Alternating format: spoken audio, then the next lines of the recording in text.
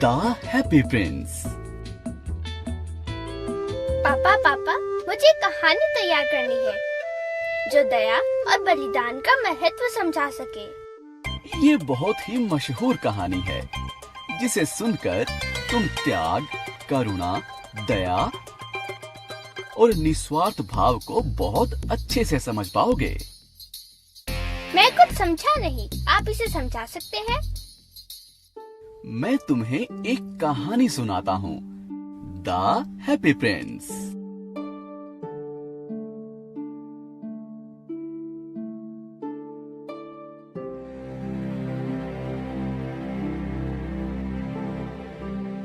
शहर के बीचों बीच एक बहुत लंबा और खूबसूरत राजा का सोने का स्टैच्यू बना हुआ था। उसकी आंखों में कीमती हीरे जड़े हुए थे और उसकी तलवार पर एक लाल रंग की रूबी लगी हुई थी। एक दिन एक चिड़िया उस शहर में आई।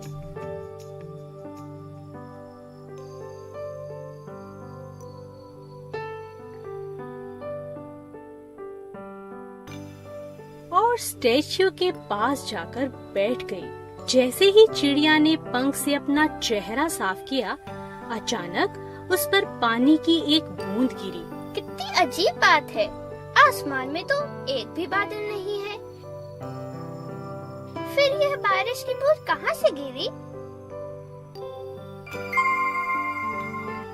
अचानक फिर एक बूंद चिड़िया पर जा गिरी। तब चिड़िया ने ऊपर देखा तो उसकी नजर स्टैच्यू की आंखों से गिरते हुए आंसुओं पर पड़ी। तुम रो क्यों रहे हो?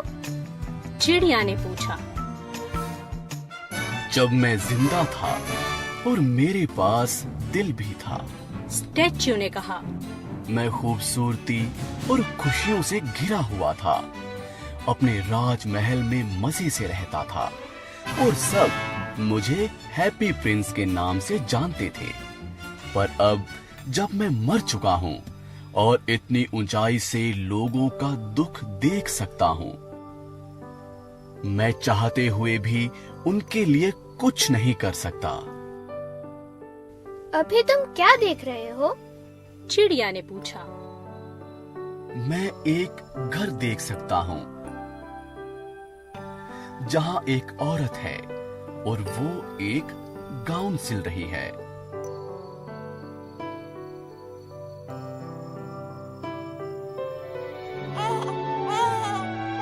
घर के एक कोने में एक छोटा बच्चा बहुत भूखा और बीमार रो रहा है, पर उसकी गरीब माँ के पास उसे खिलाने के लिए कुछ नहीं है। चिड़िया, क्या तुम मेरी तलवार पर लगी रूबी निकालकर उस गरीब औरत को दे सकती हो? मैं यहाँ से नहीं हिल सकता, इसलिए तुम्हें कह रहा हूँ। चिड़िया मान गई और अपनी चोंच से वह रूबी निकालकर उस गरीब औरत के घर की ओर बढ़ गई।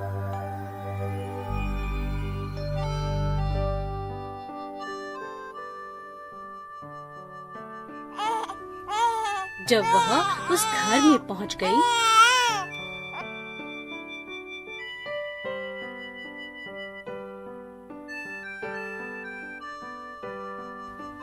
उस चिड़िया ने वह रूबी जाकर एक टेबल पर रख दी और छोटे बच्चे को जो रो रहा था उसे अपने पंखों से हवा देने लगी।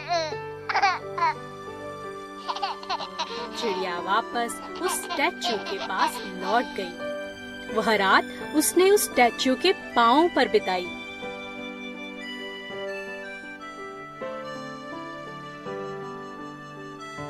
अगले दिन चिड़िया उस शहर की सैर कर वापस प्रिंस के पास पहुंची और विदा लेने गई। बाय बाय प्रिंस, मेरे दोस्त मेरा इंतजार कर रहे होंगे ताकि हम साउथ की ओर अपना सफर शुरू कर सकें। ओह, मत जाओ चिड़िया, मत जाओ। एक और रात मेरे साथ रह लो। यहाँ से मैं एक लेखक को देख रहा हूँ जो बच्चों के लिए एक नाटक लिख रहा है। वह भूखा है और उसे ठंड लग रही है।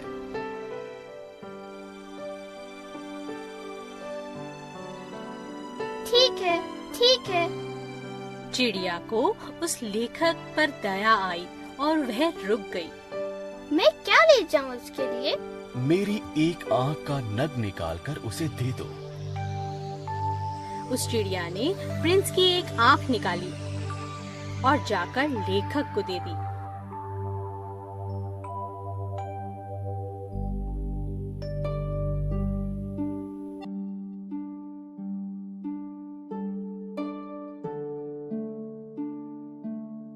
जब वह लेखक उठा और उसने उस हीरे को देखा तो बहुत खुश हुआ।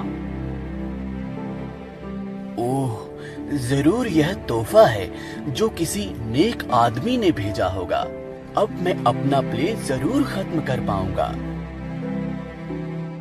अगले दिन समंदर पर जाने के बाद चिड़िया स्टैच्यू से अलविदा कहती है। Bye bye prince. धीरे धीरे सर्दी बढ़ रही है और जल्दी स्नोफॉल भी शुरू हो जाएगी। अब तक मेरे दोस्त ने सफर शुरू भी कर दिया होगा।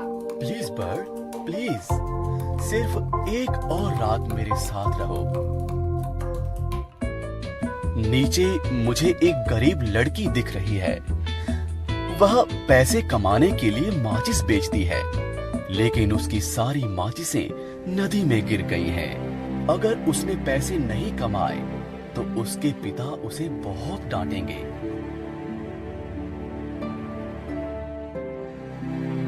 तुम मेरी दूसरी आंख निकालकर उस लड़की को दे दो। तभी चिड़िया उस लड़की के पास चली गई।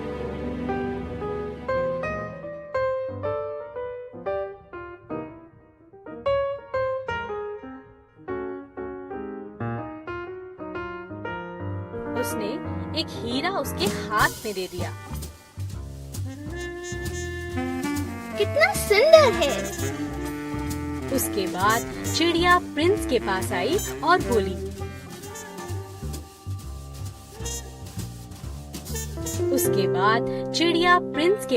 और बोली, अब तो तुम अंधे हो गए हो। मैं तुम्हें अकेला नहीं छोड़ सकती। मैं शहर घूमूंगी और तुम्हें सब बताऊंगी जो मैं देख पाऊंगी। चिड़िया अब शहर की सारी गरीबी देख पा रही थी, जिसके बारे में वह प्रिंस को बताती थी।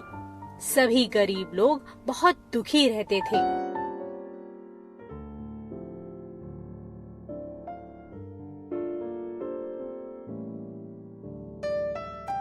मेरे ऊपर का सोना तुम उन गरीबों को दे दो। चिड़िया प्रिंस पर लगा सोना सभी शहरवासियों में बांट देती।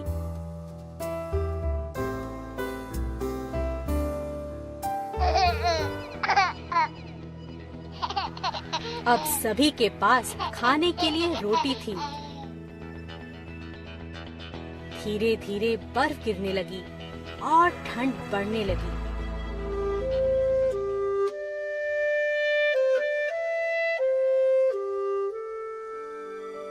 चिड़िया ब्रेड के बीच में सो जाती और अपने पंखों को हिलाकर अपने आप को गर्म रखने की कोशिश करती।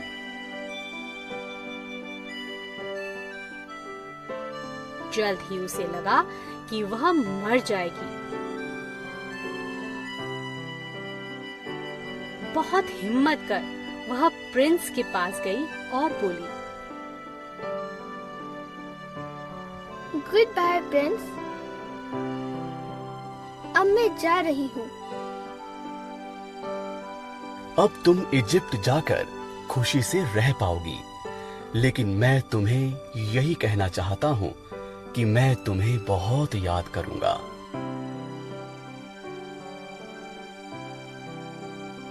मैं इजिप्ट नहीं जा रही हूँ। मैं मरकर उनके देश जा रही हूँ। मैं तुम्हें भी बहुत याद करूँगी।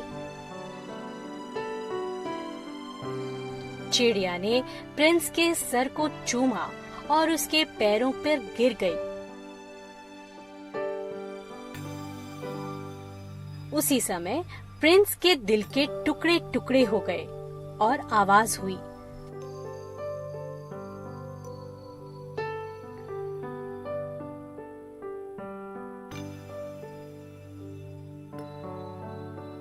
उसी दिन शहर के मेयर ने प्रिंस के स्टैच्यू को तोड़ने का आदेश दे दिया।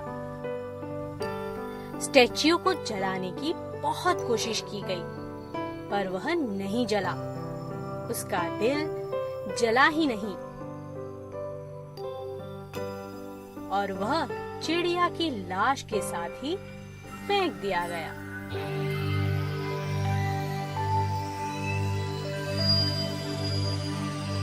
इस दिल को रखने की कोई जरूरत नहीं।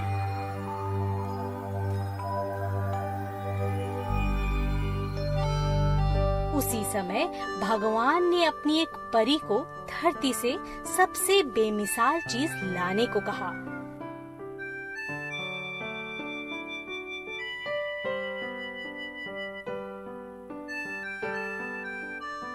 परी चिड़िया का शरीर और प्रिंस का दिल लेकर आई। तुमने सही चुना, भगवान ने कहा। चिड़िया को अब इस गार्डन में हमेशा के लिए रखना होगा। ये यहीं हमारे पास रहेगी और गाना गाएगी। प्रिंस अब से मेरे गाने गाएगा, इस खूबसूरत जगह पर हमारे साथ रहेगा।